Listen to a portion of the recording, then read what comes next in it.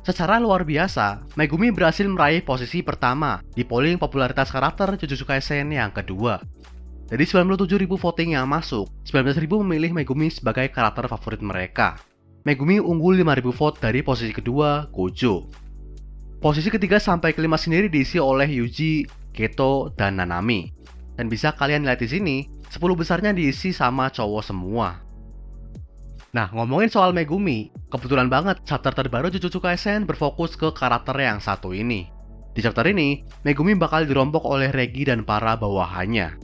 Megumi yang tadinya ragu buat ngebunuh pun terpaksa harus menguatkan tekadnya buat ngebunuh, karena kalau enggak, dia bisa aja mati. Nggak cuma itu aja, di chapter ini kita juga kedatangan karakter baru, dan karakter ini udah pernah kita lihat di chapter-chapter sebelumnya. Siapakah dia dan apakah dia bakal jadi kawan? Well, daripada makin penasaran, langsung aja kita mulai pembahasan Jujutsu Kaisen chapter 168.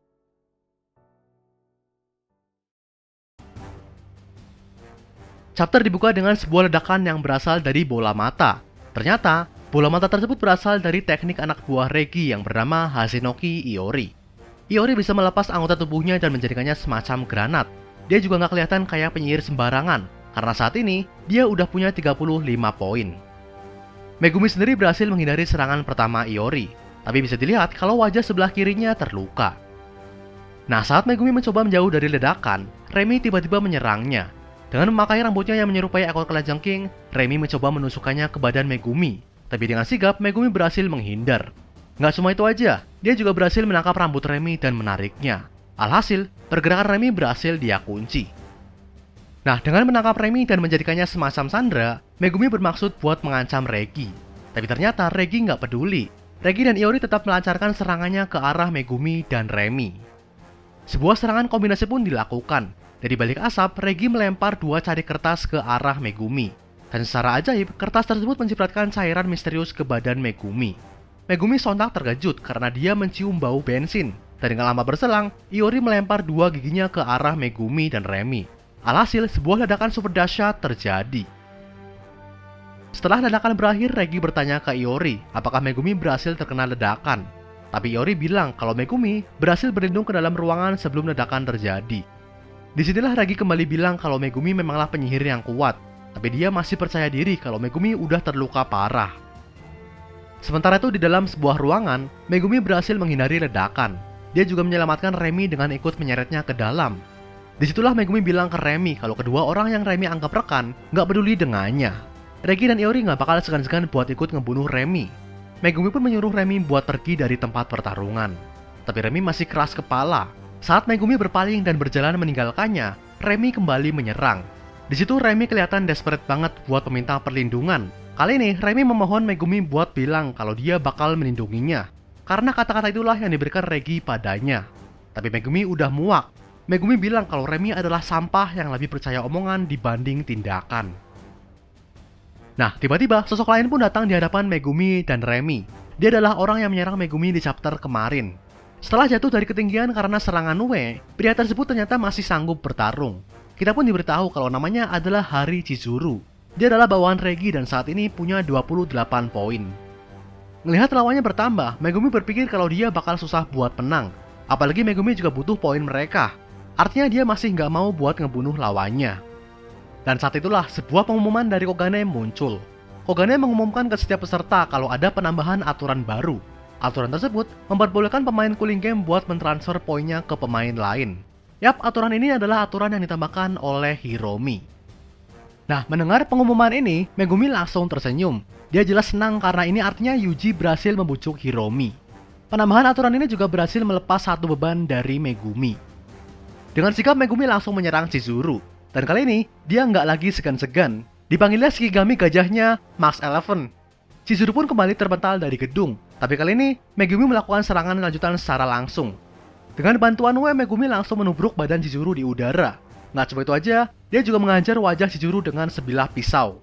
Nah, saat Chizuru jatuh ke tanah, dia masih hidup. Dia pun mencoba buat bangkit. Tapi Megumi langsung mengakhirinya. Tanpa ampun, Megumi menancapkan pisaunya ke wajah Chizuru. Chizuru pun mati dan Megumi dapat 5 poin. Disinilah kita diperlihatkan kebulatan tekad Megumi. Dia kini nggak ragu lagi buat ngebunuh lawannya.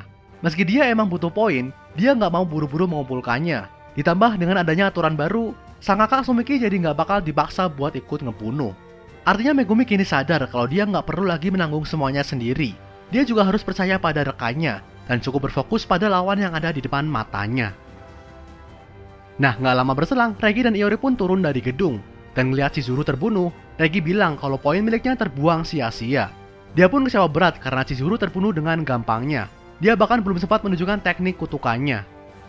Megumi sendiri langsung menyusun rencana buat menghadapi lawannya. Ngelihat Remi nggak turun dari gedung, Megumi berasumsi kalau dia udah pergi. Meski begitu, Megumi masih ngerasa kalau dia bakal kesulitan kalau harus bertarung 2 lawan 1. Apalagi dia udah terluka parah karena terkena serangan pertama Iori. Megumi sendiri sempat berniat buat memakai perluasan domain, tapi dia ngerasa kalau cara tersebut nggak efektif. Ini karena domain Megumi sendiri belum sempurna. Artinya, dia nggak bisa mengurung targetnya. Jadi kalau target tersebut kabur dan beralih menyerang dari jauh, Megumi jadi ngebuang energi kutukannya secara cuma-cuma.